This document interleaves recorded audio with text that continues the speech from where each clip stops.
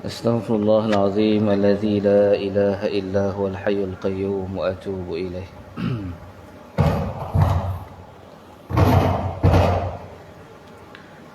أعوذ بالله من الشيطان الرجيم. بسم الله الرحمن الرحيم.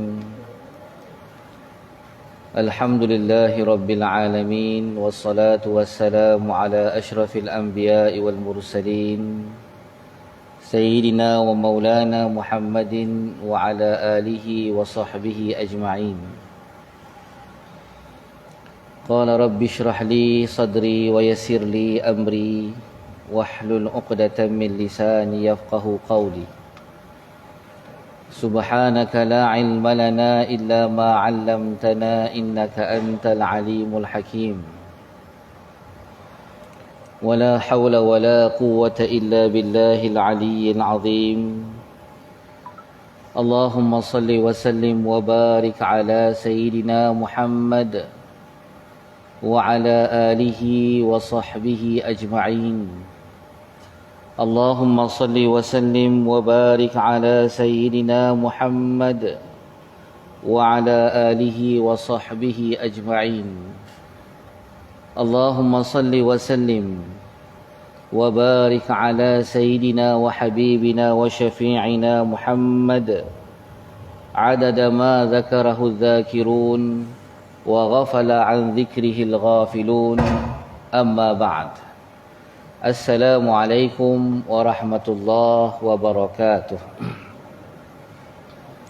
Yang saya muliakan Al-Fadil Tuan Imam pada pagi ini, Tuan Bilal yang dimuliakan oleh Allah, pengurusi, ahli jawatan kuasa masjid, seterusnya ibu-ibu, ayah-ayah, adik-adik, para asatizah, para habaib yang dirahmati oleh Allah Subhanahu wa taala sekalian.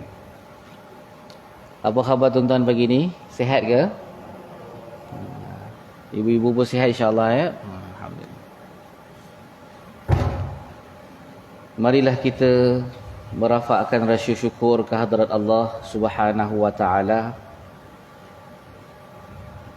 di pagi yang penuh barakah ini.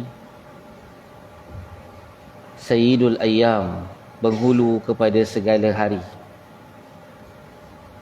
Allah berikan kepada kita kesempatan untuk sama-sama kita melakukan ibadah solat secara berjemaah, solat subuh. Antara seafdal solat berjemaah dalam satu minggu ialah pada solat subuh ataupun solat fardu subuh pada pagi Jumaat. Dan insya-Allah pada pagi ini kita akan sambung lagi kuliah kita di dalam kitab Jauharul Mauhub pada bab yang ke-9. Bab yang ke-9 dia, betul tak? Bab ke-9 pada menyatakan kelebihan sembahyang secara berjemaah. Jadi kenalah tajuk kita pada pagi ini tentang kelebihan solat secara berjemaah. Baiklah, kita ambil hadis yang pertama daripada Abi Hurairah radhiyallahu anhu, katanya,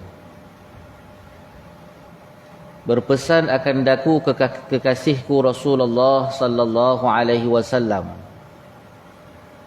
Maka sabda baginda bagiku, hai Abi Hurairah, sembahyang olehmu berjemaah, dan jikalau ada engkau duduk sekalipun, maka bahawasanya Allah Ta'ala memberi akan dikau dengan tiap-tiap sembahyang serta berjemaah itu pahala 20 sembahyang yang lain daripada berjemaah. Sabda Nabi sallallahu alaihi wasallam, fadlu salatil jama'ati ala salatir rajuli wahdah 25 darajah, wa fadlu salatit tatawwu'i fil baiti ala fi'liha fil masjid ka fadli salatil jama'ati ala salatil mufrad. Hadis ini diriwayatkan oleh Abi Sa'id Al-Khudri dan maksud hadis ini adalah sahih di kalangan para ulama hadis. Maksudnya kelebihan sembahyang berjemaah di atas sembahyang lelaki seorang diri itu menyamai 25 darjat, dan kelebihan sembahyang sunat pada rumah atas memperbuatkan akan dia pada masjid seperti kelebihan sembahyang berjemaah atas sembahyang orang yang munfarid ataupun orang yang sembahyang secara bersendirian. Jadi muslimin, ibu-ibu, ayah-ayah, muslimin, muslimat yang dirahmati oleh Allah,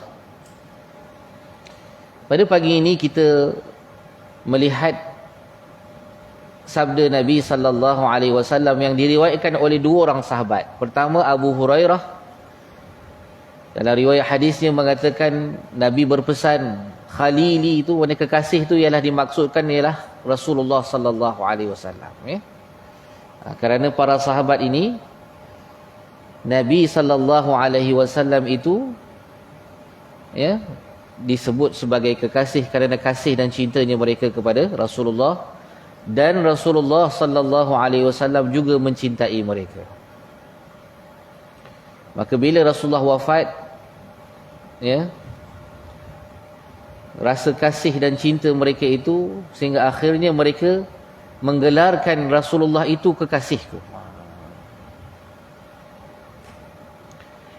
Apa pesan Nabi pada Abu Hurairah? Kata Rasulullah, sembahyang olehmu berjemaah, dan jikalau ada engkau duduk sekalipun.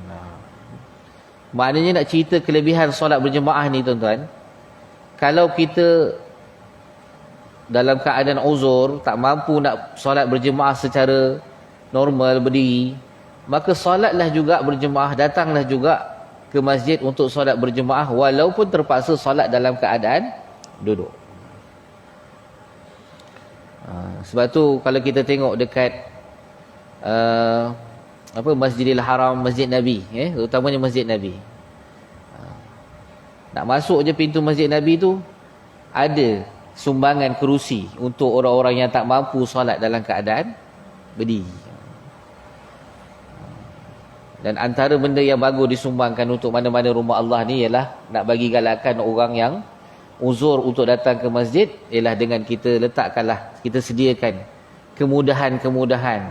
Antara kemudahannya ialah tempat duduk bagi orang-orang yang tak mampu nak berdiri.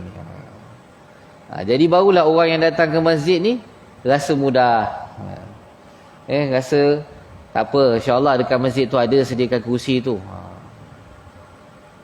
Sebab ada setengah-setengah hamba Allah ni, dia tak boleh duduk atas lantai, dia tak boleh berdiri sangat, tapi duduk atas lantai pun dia tak boleh, sebab mungkin faktor usia, faktor penyakit, ataupun faktor apa-apa saja faktor yang menyebabkan dia tak boleh duduk atas lantai. Maka kita sebagai insan yang menguruskan rumah-rumah Allah, kita berikan sebanyak mungkin kemudahan-kemudahan untuk para jemaah ni menunaikan ibadah dengan sesuai dengan keadaan mereka. Saya pernah pergi ke satu negara tuan-tuan, saya pergi ke Uzbekistan. Uzbekistan 4 tahun yang sudah. Antara satu benda yang ada di sana yang tak ada di Malaysia ialah dekat tempat wuduk tu mereka mesti sediakan bangku daripada batu lah. Maknanya orang yang nak ambil wuduk memang ada bangku tu, memang ada, boleh duduk. Sebab kadang-kadang bila orang dah makin berusia ni, kadang-kadang bila dia berdiri tu, dia nak basuh kaki tu, kadang-kadang dia boleh tergelincir jatuh kan. Kemudian selesai saja berwuduk, dia akan, bila kita nak masuk dalam tandas tu, disediakan tuala untuk kita kesat tangan kita ni lepas berwuduk tu. Walaupun kalau kita tengok wuduk ni makruh hukumnya, kalau kita lepas berwuduk tu kita lap, itu sebenarnya makruh. Tapi mungkin di sana, negara mungkin negara sejuk kan, Uzbekistan. Bila negara sejuk, kalau tak lap tangan selepas wuduk boleh jadi mudarat, maka mereka sediakan, dan tuala tangan tu dia disediakan satu bakul, lepas kita lap kita masuk dalam bakul. Begitulah setiap kali orang nak ambil wuduk mesti akan ada tuala yang baru tuan-tuan, tuala yang maksudnya yang baru dibasuh, bukan kita kursi-kursi tuala lah. Bukan guna tuala tangan tisu tu tuan-tuan, tuala tangan macam yang kita Guna tuala-tuala yang macam tuala good morning tu lah, macam tu lah lebih kurang, tapi cantik sikit lah.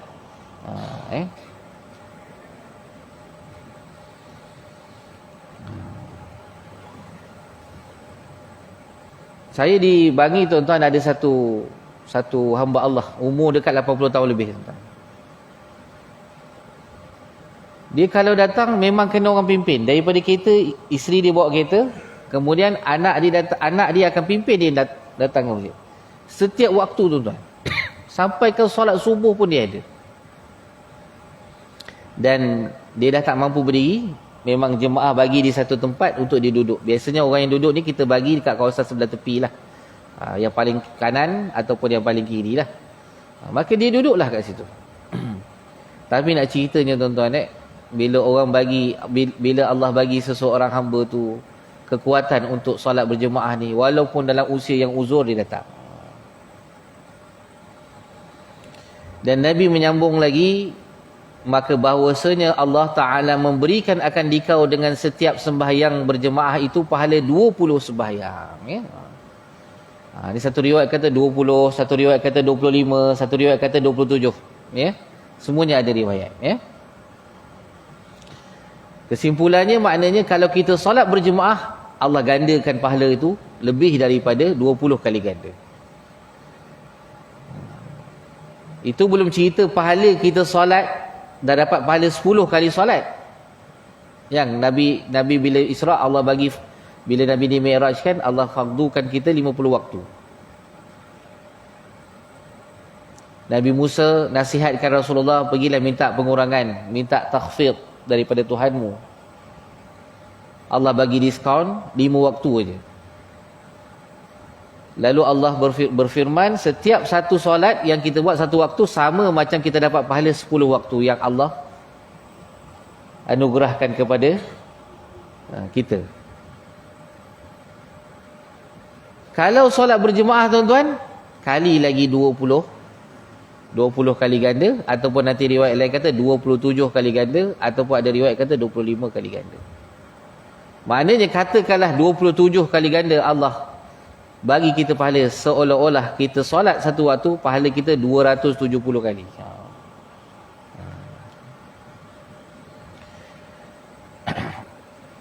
Dan daripada hadis Abi Sa'id, Nabi kata kelebihan solat berjemaah seorang lelaki itu 25 darjat. Setiap kali solat berjemaah 25 darjat. Dan sembahyang sunat. Nabi sambung lagi. Sembahyang sunat ini afdalnya buat di rumah. Sebab tu Nabi SAW kalau solat rawatib, solat qabliyah, ba'diyah ni Nabi banyak buat di rumah baginda sallallahu alaihi wasallam.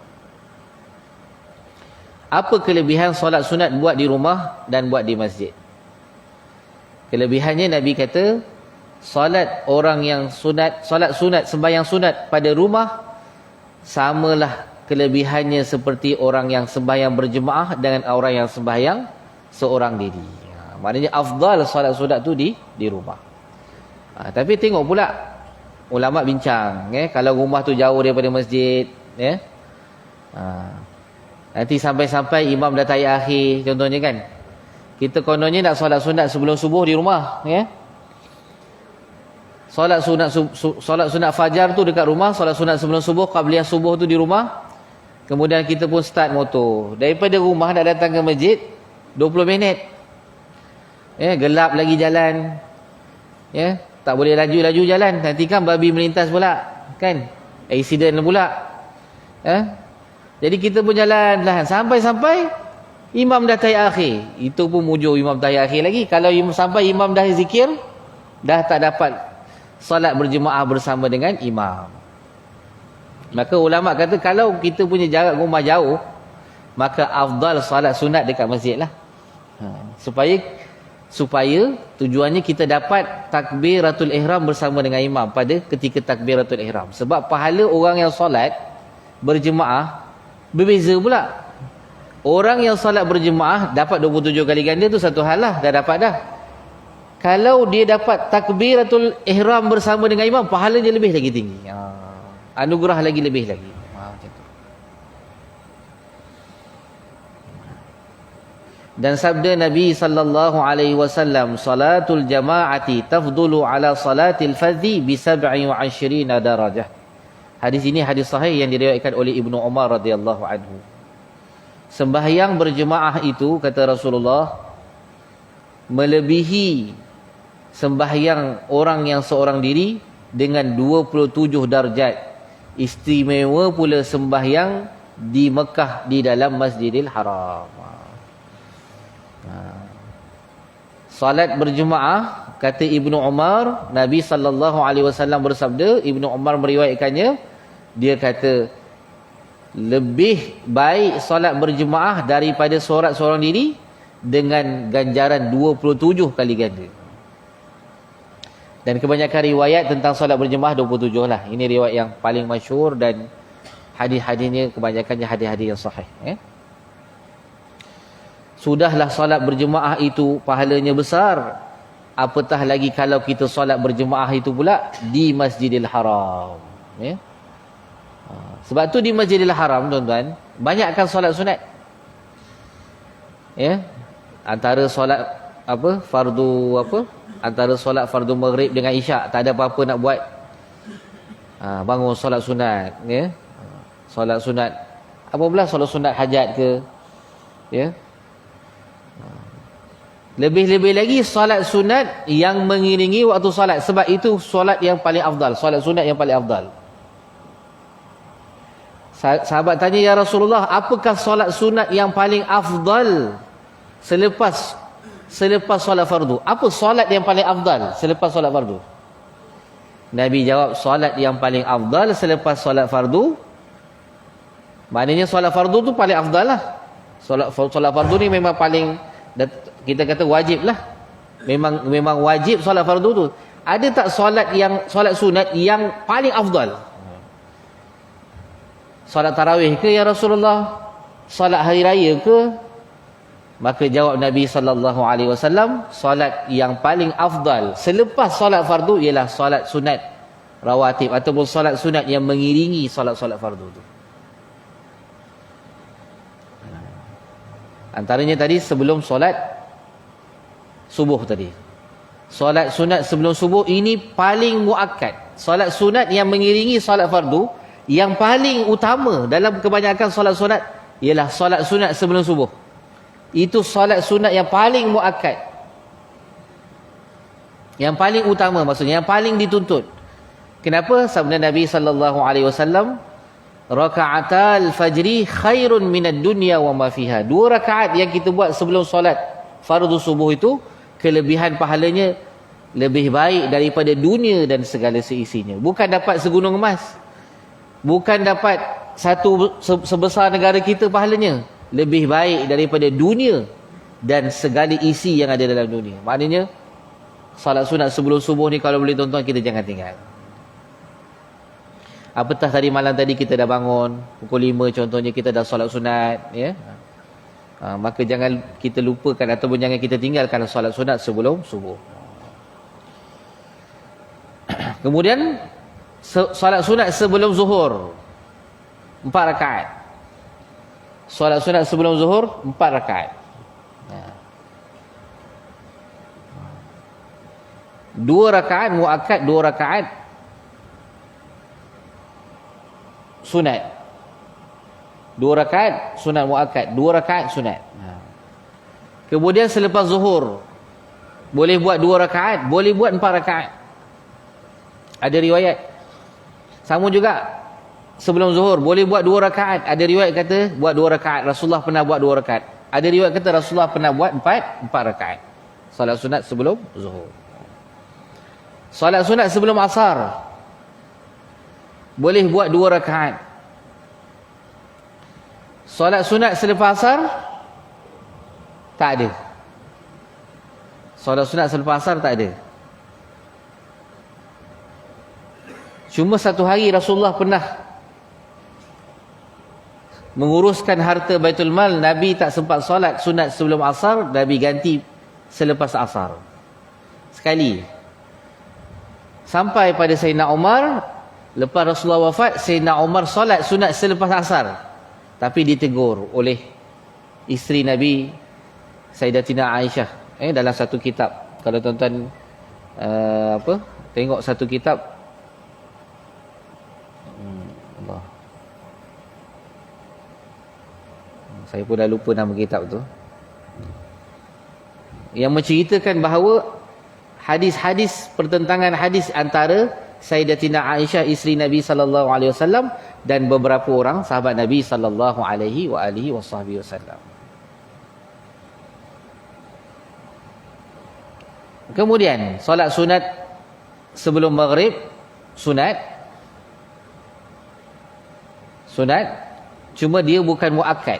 Solat sunat sebelum maghrib ni dia sunat, tapi dia bukan muakkad. Dalam mazhab kita Syafi'i, solat sunat qabliyah maghrib sunat hukumnya. Begitu juga selepas maghrib, begitu juga solat sunat sebelum isyak dan selepas isyak. Dan ada kelebihan-kelebihan. Solat sunat selepas isyak contohnya. Solat sunat selepas isyak ni tuan-tuan, dalam sebuah hadis, siapa solat sunat selepas isyak 4 rakaat, dibuat 2 rakaat, maka ganjaran pahalanya seperti Lailatul Qadar. Orang yang dapat malam Lailatul Qadar. Kalau rasa solat sunat dekat masjid selepas isyak tu dapat rasanya dapat sempat buat 2 je ustaz. Sebab nanti solat buat lagi 2 rakaat, takut keluar-keluar masjid dah gelap. Pak siap dah padam lampu dah, lama sangat orang ni solat sunat contohnya. Solat sunat 2 rakaat dekat masjid, balik rumah sambung lagi 2 rakaat. Tak ada masalah. Balik rumah sambung lagi 2 rakaat. Nak dapat pahala seperti Lailatul Qadar.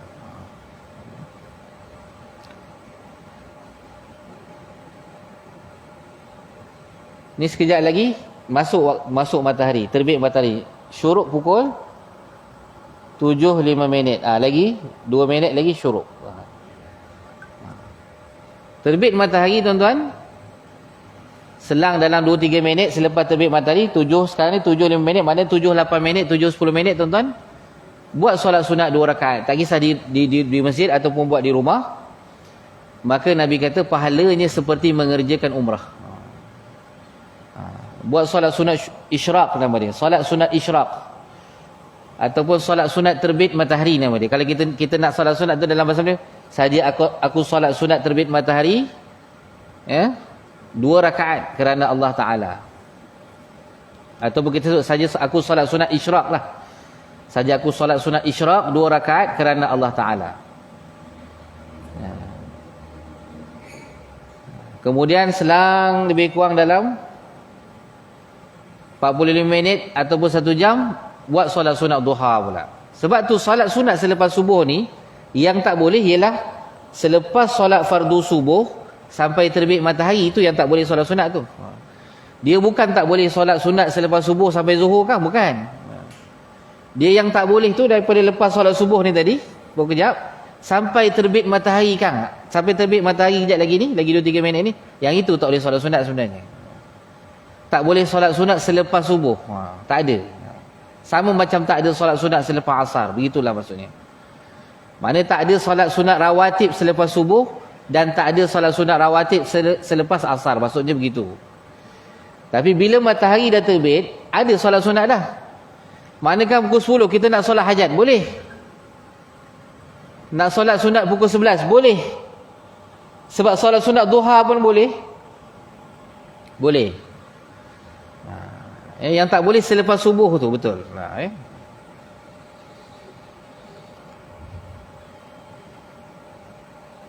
Keistimewaan solat sunat di Masjidil Haram di Mekah. Kita kuliah subuh habis pukul apa je? Biasa? 7 suku. 7 suku boleh? Boleh insya-Allah boleh. Riwayat daripada Hasan Al-Basri rahimahullah. Hasan Al-Basri rahimahullah ni, dia bukan zaman sahabat. Hasan Al-Basri ni, kalau tak silap saya, di zaman tabi'in. Kalau tak silap saya. Katanya, satu sembahyang di Mekah, Ini hadis Nabi pun ada menyebut, satu sembahyang di Mekah digandakan oleh Allah dengan 100,000 sembahyang pada tempat yang lain. Sebab tu kalau kita nak solat sunat di Mekah, jangan solat sunat 4 rakaat 1 salam. Kita boleh solat sunat 2 rakaat 1 salam. Nabi biasa buat. Sebab tu dalam riwayat kata Nabi solat sunat ni masna 2 rakaat 2 rakaat. Solat witir 2 rakaat 1 rakaat.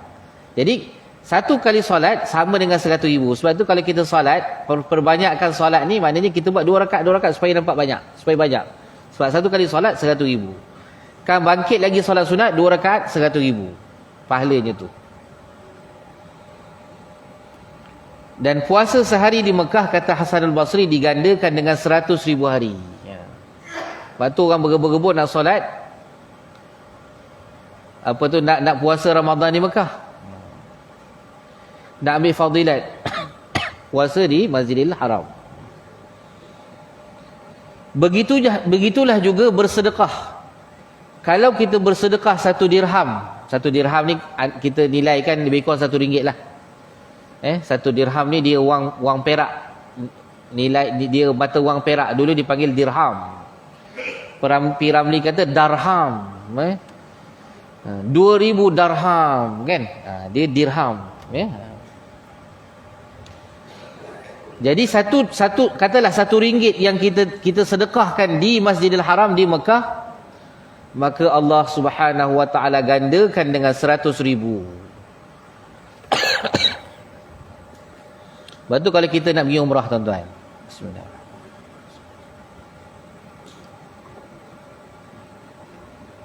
alhamdulillah.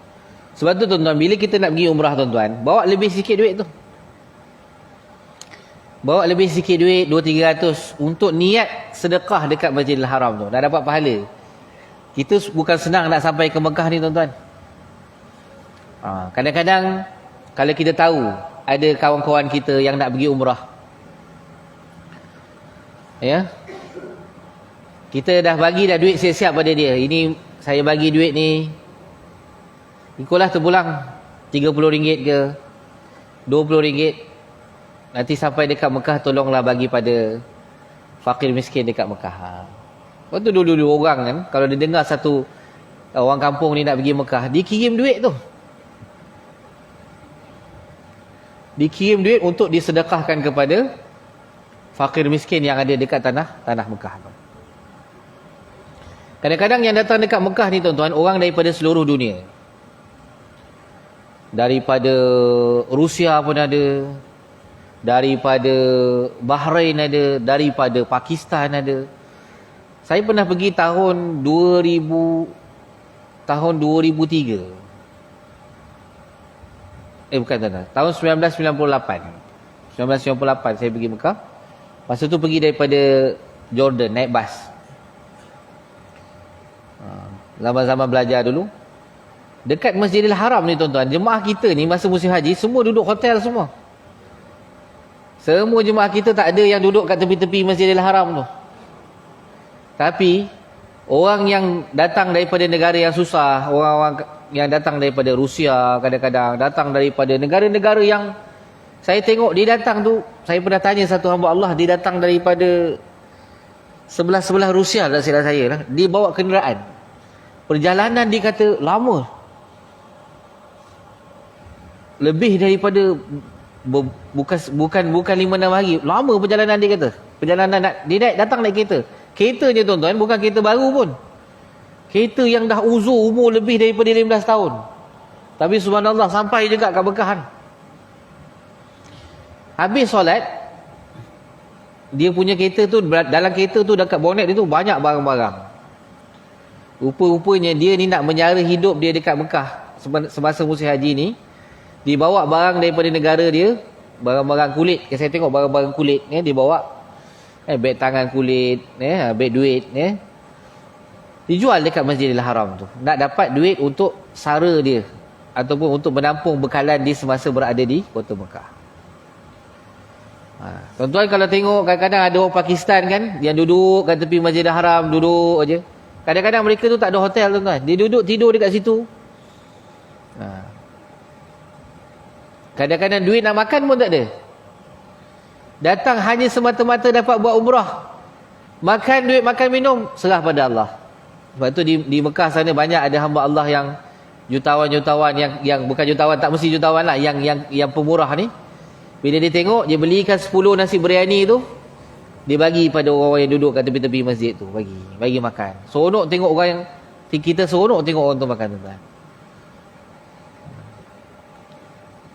Selain daripada kita bagi pada budak-budak, ada yang dah yang kecil-kecil kan, datang minta duit, bagilah, tapi jangan banyak-banyak sangat bagi, kadang-kadang sedikit tu, okay? Tapi kalau orang yang duduk, yang kita tengok keadaan di uzur, yang tu kita bagi. Seelok-elok belikan makanan kan, belikan air kan, itu sebab seafdal sedekah ialah memberi makan. Jadi kita beli makanan, kita bagi, agih-agihkan pada, ataupun kita cakap dekat kedai yang ada dekat belakang, saya nak 20 bungkus, saya bayar, nanti awak bagi pada yang duduk kat tepi-tepi sana. Nanti dia bagilah. Jadi selain daripada kita buat ibadah lain, solat sunat, baca Quran, berzikir dalam Masjidil Haram, antara ibadah yang lain yang kita boleh buat ialah bersedekah. Kalau rasa payah-payah, beli aja kurma, kan, beli kurma 2-3 kilo tu, bagi seorang sikit, 5-6 biji. Kadang-kadang dia orang boleh buat buka, kadang-kadang dia orang tak makan tu, puasa. Mereka ni kadang-kadang berpuasa di Masjidil Haram, nak dapat fadilat. Jadi kita bagi kurma kan, waktu petang kan dia boleh buat berbuka, kan.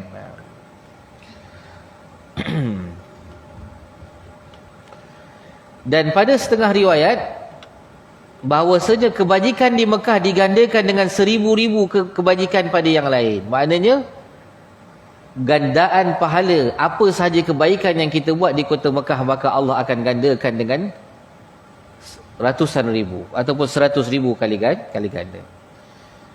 Dan sabda Nabi sallallahu alaihi wasallam, afdalus salawati indallahi ta'ala salatu subhi yaumal jumu'ati fi jama'atin. Hadis ini diriwayatkan oleh Al-Imam Al-Baihaqi dan hadis ini disahihkan oleh Al-Albani, ya. Kata Rasulullah, yang terlebih afdal daripada segala sembahyang pada Allah Taala itu ialah sembahyang subuh pada hari Jumaat di dalam keadaan berjemaah. Tuan-tuan, kalau tanya solat fardu ni yang mana paling afdal, solat fardu yang paling besar pahalanya, jawapannya ialah solat fardu subuh pada pagi Jumaat setiap minggu. Sebab Jumaat ini digelar ataupun dinamakan sebagai Sayyidul Ayyam, penghulu kepada segala hari.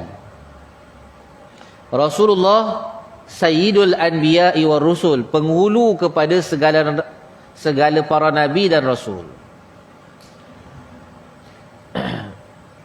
Allahumma anta rabbi la ilaha illa anta khalaqtani, yang itu dipanggil Sayyidul Istighfar, penghulu kepada segala istighfar. Kalau kita tak dapat istighfar banyak-banyak, dapat baca Sayyidul Istighfar sekali pun dah cukup, kerana jaminannya syurga. Pagi, sebab tu Nabi ajar pagi baca sekali, Allahumma anta rabbi. Mari kita baca sama tuan. Allahumma anta rabbi la ilaha illa anta khalaqtani wa ana abduka wa ana ala ahdika wa wa'dika mastata'tu a'udzu bika min syarri ma sana'tu abu'u laka bi ni'matika alayya wa abu'u laka bi dhanbi faghfir li fa innahu la yaghfiru dzunub illa anta. Itu kalau kita baca seorang diri baca begitu. Tapi kalau imam nak baca, jadikan Allahumma anta rabbi ni, jadikan Allahumma anta rabbuna. Allahumma anta rabbuna la ilaha illa anta khalaqtana wa ana abduka, tu gantikan wa nahnu ibaduka wa nahnu ala ahdika wa wa'dika mastata'na wa na'udzu bika min syarri ma sana'na nabu'u laka bi ni'matika 'alaina wa nabu'u laka bi dhunubina faghfir lana fa innahu la yaghfiru dhunuba illa ant.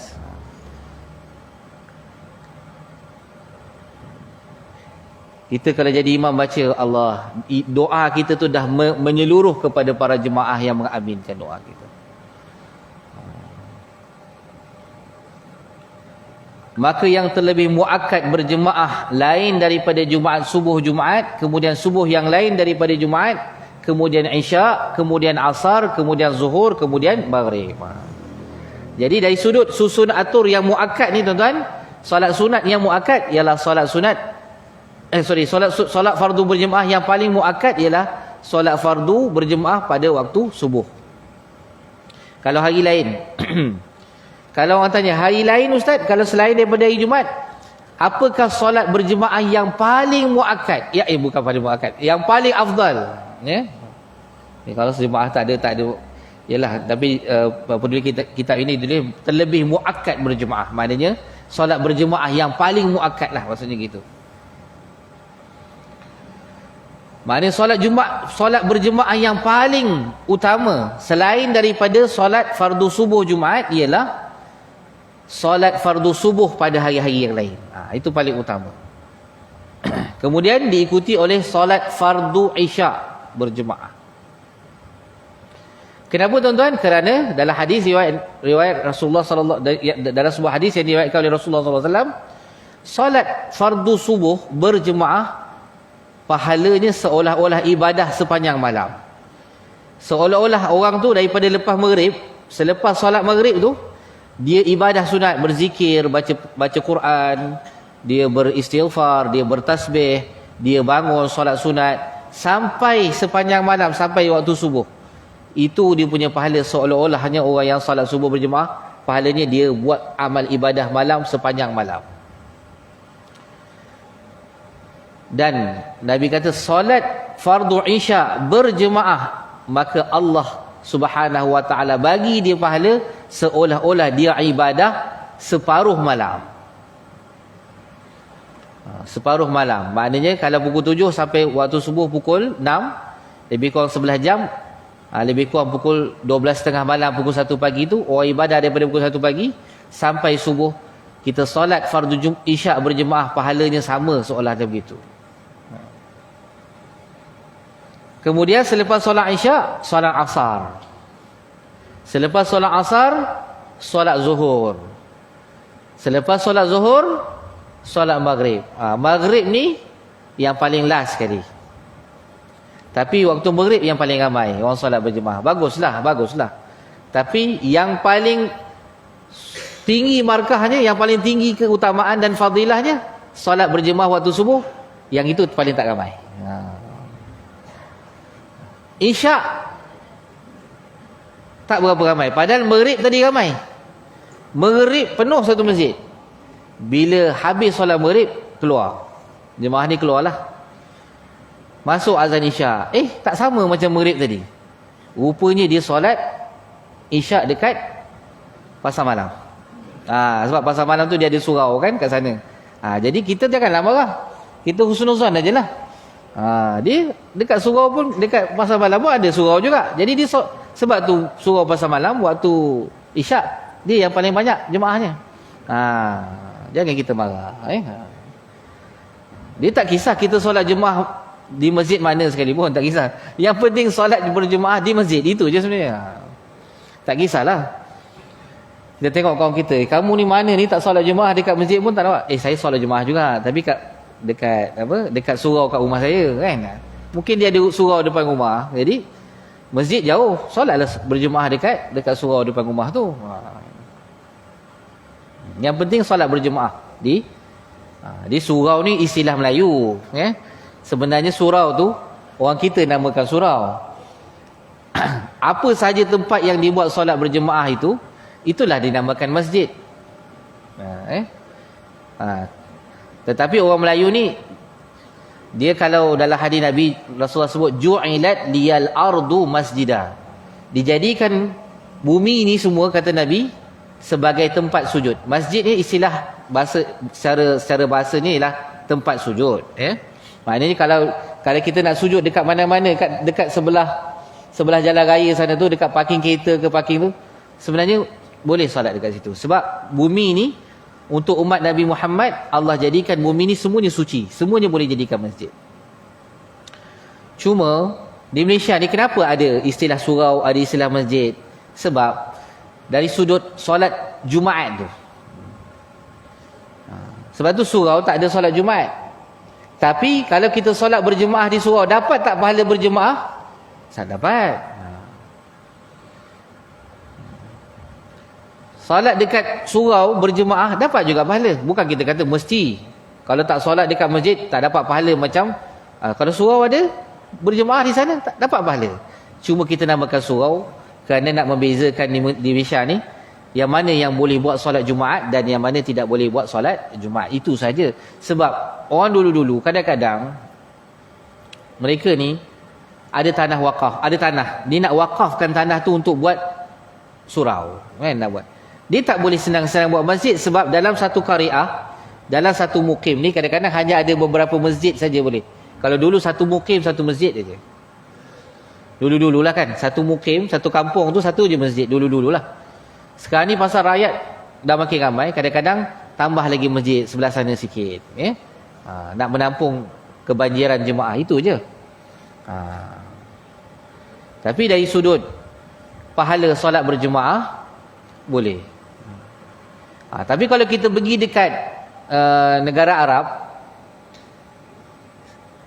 dia tak ada surau ni, tak ada. Dia musalla ada, tapi musalla ni kalau contohnya dekat, contohnya kawasan RNR kan, RNR kita jalan, adalah satu musalla kecil, ataupun dekat office ni, dekat pejabat tu adalah buat satu ruang bilik ni jadikan sebagai musalla. Musalla tu lah lebih kurang maksudnya surau lah tu. Itu lebih kurang lah tu. Jadi musalla ni maksudnya tempat solat. Tempat solat maknanya kalau kita lebih kurang maknanya surau lah, lebih kurang tuan-tuan. Tapi solat berjemaah, solat Jumaat mereka tak buat dekat musalla tu. Solat Jumaat mereka buat dekat masjid. Jadi begitulah budaya masyarakat dalam dunia ni berbeza-beza. Ada setengah tempat tuan-tuan dia tak ada musalla, di semua masjid. Di semua masjid. Macam kita ni alhamdulillah lah. Pergi tak jumpa masjid, ada surau. Dekat tempat kerja ada tempat solat. Surau lah tu, lebih kurang tu lah maknanya surau lah tu. Maka yang terlebih muakkad berjemaah lain daripada Jumaat subuh. Kemudian sabda Nabi SAW, hadis akhir tuan-tuan, man salla salati subhi, man salla salata subhi fil jama'ah thumma jalasa yadhkurullaha ta'ala hatta tatlu'a syamsu kana lahu sitrun min nar wa bari'un minan nar, kana lahu sitrun minan nar wa bari'un minan nar. Barang siapa yang sembahyang subuh berjemaah kemudian duduk menyebut akan Allah Ta'ala hinggalah naik matahari, maka adalah baginya dinding.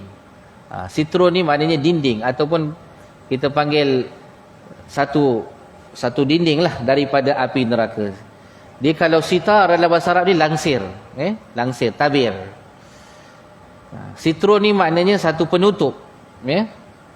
Allahumma astur auratina. Nabi ajar kepada kita satu doa, Allahumma astur auratina. Ya Allah, engkau tutupkanlah aurat kami. Aurat ni maknanya keaiban kita. Kita ni hamba Allah banyak dosa. Kena selalu doa pada Allah, Allahumma astur auratina. Ya Allah, kau tutupkanlah keaiban-keaiban kami. Jadi sitrun ini ialah satu benda yang menjadi penutup. Kalau kita letak dekat satu kain, letak dekat tingkap, dipanggil sebagai sitar. Orang Melayu kata langsir. Istilah Melayu. Jadi orang yang solat subuh berjemaah, kemudian lepas solat subuh dia duduk iktikaf sekejap, zikir, sebut nama Allah, bertasbih, bertahmid, bertahlil, subhanallah, alhamdulillah, Allahu akbar. Sampailah matahari terbit 7:02 minit tadi. 7:02 minit, maka Rasulullah kata Allah akan baginya berikan untuknya satu dinding daripada api neraka, dan Allah melepaskan ia daripada api neraka. Saya belum jumpa lagi status hadis ini, tapi zikir selepas solat subuh sampai terbit matahari memang amalan para ulama salafus soleh. Memang amalan, sama juga dengan orang yang bersedekah. Nabi kata as-sadaqatu junnah. Sedekah yang kita buat tu sebagai perisai daripada api neraka. Semakin banyak kita bersedekah, semakin tebal perisai kita tu. Semakin banyak kita bersedekah, semakin tebal perisai kita. Macam orang pergi perang, bila nak pergi perang tuan-tuan, pakai satu baju, nama dia baju kalis peluru, kan? Lagi tebal baju kali peluru tu, lebih selamat dia daripada peluru. Kalau kena peluru yang senapang yang lebih besar ni, kadang-kadang baju perisai tu kadang-kadang yang tak cukup bagus tu tembus juga peluru. Terutamanya guna senapang, contohnya sniper. Sniper punya senapang ni tuan-tuan, baju kali peluru pun silat-silat ibulan boleh tembus. Jadi baju kali peluru tu dia boleh tahan apa? Dia boleh perisai apa? Pistol, senapang kecil ni dia boleh tahan lah. Tapi kalau senapang yang besar, senapang yang jenis yang panjang tu tuan-tuan, yang biasa orang guna untuk sniper tu tuan-tuan, biasanya ditembus juga. Tembus juga. Jadi mudah-mudahan tuan-tuan, Allah Subhanahu Wa Taala berikan kepada kita kekuatan. Kita nak minta Allah bagi kita kekuatan untuk ibadah ni sebenarnya. Kalau Allah tak bagi kita kekuatan, macam mana pun kita ni banyak masa pun payah lidah kita ni nak berzikir pada Allah Subhanahu Wa Taala. Susah. Kadang-kadang kita masa banyak, saja-saja tak ada apa, termenung, kita tak ada apa buat pun. Tapi nak berzikir tu rasa berat. Kalau kita nak sebut subhanallah tu berat rasanya. Sebab tu tuan-tuan, kalau boleh dalam kereta, dalam bilik, dekat sebelah katil kita ni, gantunglah tasbih banyak-banyak. Ataupun belilah tasbih digital tu pun tak apalah. Kadang-kadang kita bila ada tasbih ni, dia boleh memudahkan kita berzikir, kan? Bila kita pegang je biji tasbih, automatik kita berzikir. Sebab tu almarhum Dr. Al-Syahid Syekh Ramadan Al-Buti, dia kata apa? Dia kata apa sahaja perkara yang boleh menggalakkan kita buat ibadah sunat, maka menyediakan benda itu juga dikira sunat. Contohnya, kalau kita ni nak solat sunat, rajin solat sunat, kalau sekiranya kita ni kalau kita nak solat sunat, ataupun kita nak berzikir lah, kita ambil mudah, kita nak berzikir. Kalau kita nak mudah berzikir, ada tasbih, maka belilah tasbih. Membeli tasbih tu hukumnya juga adalah sunat, kata almarhum Syekh Ramadan Al-Buti, Al-Syahid Ramadan Al-Buti. Kalau kita ni nak bersedekah, bila kita ada duit kecil itu mudah bersedekah. Ada duit singgit banyak-banyak tu mudah bersedekah. Maka usaha kita untuk dapat duit kecil itu, kita pergi ke bank bawa RM100 tukar duit singgit-singgit, usaha kita tu juga mendapat pahala. Sebab apa sahaja yang menggalakkan kita untuk melakukan ibadah sunat, maka benda yang menggalakkan itu juga dikira sebagai amalan sunat juga. Fahuwa mandu. Jadi tuan-tuan yang dirahmati oleh Allah, mudah-mudahan Allah berikan kepada kita keberkatan dalam hidup kita, insya-Allah. Mohon maaf ada apa-apa saja kata-kata saya yang mungkin tidak tepat dan menyinggung perasaan. Mudah-mudahan Allah ampunkan dosa saya, dosa tuan-tuan, dan mudah-mudahan Allah murahkan rezeki kita, insya-Allah. Aqulu qawli hadza wa astaghfirullah. Wassalamualaikum warahmatullahi wabarakatuh. A'udzubillahi minasyaitonir rajim. Bismillahirrahmanirrahim. Alhamdulillahirabbil alamin. Wassalatu wassalamu ala asyrafil mursalin wa ala alihi wa sahbihi ajma'in. Fafahamnaha Sulaiman wa kullan atayna hukma wa ilma wa sakharna ma'a Daud al-jibal wa sabbihna wa at-tayra wa kunna fa'ilin. Allahumma anfa'na bima 'allamtana ya Allah ya Tuhan kami, Kau berikanlah manfaat terhadap apa yang telah Engkau ajarkan kepada kami. Wa 'allimna ma yanfa'una ya Allah, Engkau ajarkanlah kami apa yang boleh memberi manfaat buat diri kami. Wa zidna 'ilman ya Allah, Kau selalulah tambahkan ilmu dalam diri kami. Mudah-mudahan kami dapat menjadi hamba-Mu yang selalu taat padamu. Wa sallallahu ala sayyidina Muhammad wa ala alihi washabihi wasallam. Walhamdulillahirabbil alamin. Taqabbalallahu minkum. Assalamualaikum warahmatullahi wabarakatuh.